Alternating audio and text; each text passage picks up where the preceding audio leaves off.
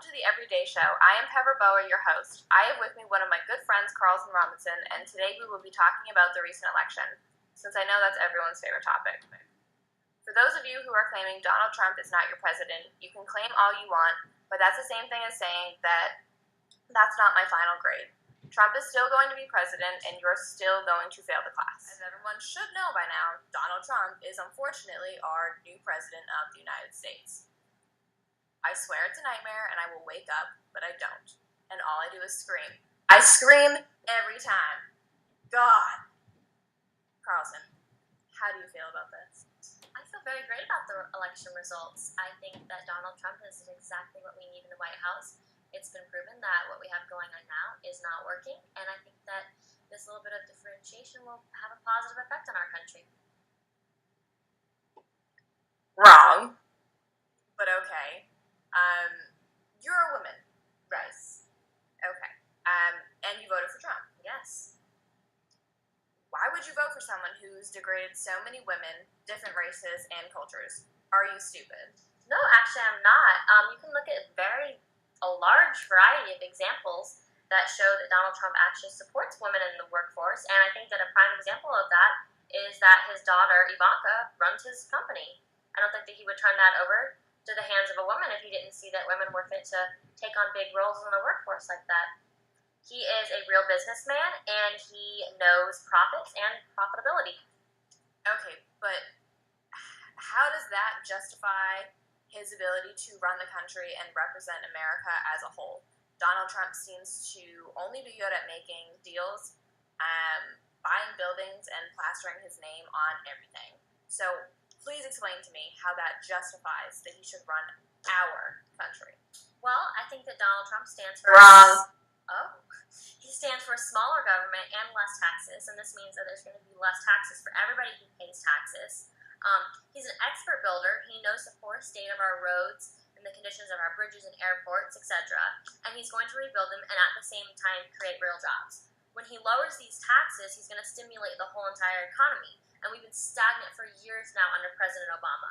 If we keep doing the same thing, we're going to yield the same results, which is failure. Okay, that's irrelevant. So immigration has become a hot topic for Trump's campaign. How do you see that this is ethical to agree with his policies on immigration? Well, I think it's very ethical. He's going to restore law and order on our borders, and it's just something that we need. He has a smart immigration plan, and he wants to thoroughly vet any new immigrants that come from suspicious terrorist errors.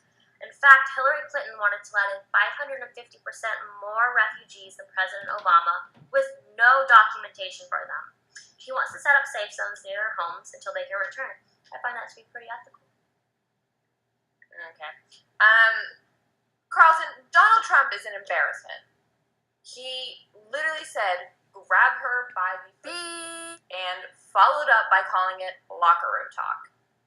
Do you not see that this is unacceptable? Well, I see something as somewhat more unacceptable. Hillary Clinton has violated the law to such a degree that any other person would have been prosecuted. She divulged highly classified information on a server that was in someone's bathroom. What the heck? She proceeded to delete and then bleach out 33,000 emails that discussed the Clinton Foundation and accepted millions of dollars from foreign governments, and then allowed those people to her records while Secretary of State. I would say that that seems more of an issue than Donald Trump's talk. Okay, well, I didn't bring in Hillary, so that's pretty irrelevant. But since we're on the subject of a girl, we established that you are a woman. Yes.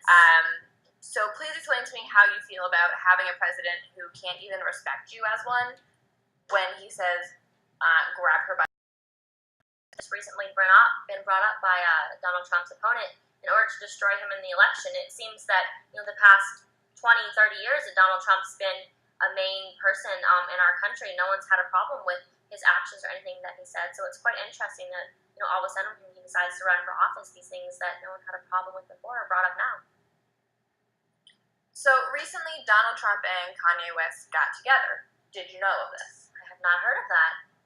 So we're unsure why they got together, but something that we found that was interesting a while ago, Bill Mayer quoted that here's the thing about Donald Trump. He never apologizes. He's never wrong about whatever he says, if it's crazy or not. So basically, he's the white Kanye. How would you relate the two together? I don't really relate the two together. I think that Kanye is a very unstable individual who obviously needs psychological attention. He's gotten himself in a position that he's millions of dollars in debt. His wife is thinking about divorcing him.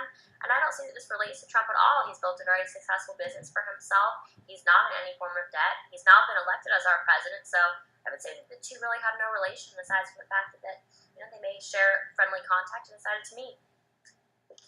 Well, guys, she is blonde, and you know what they say about blondes. Thanks for watching. Tune in tomorrow night for the discussion on the issue of service dogs, because apparently there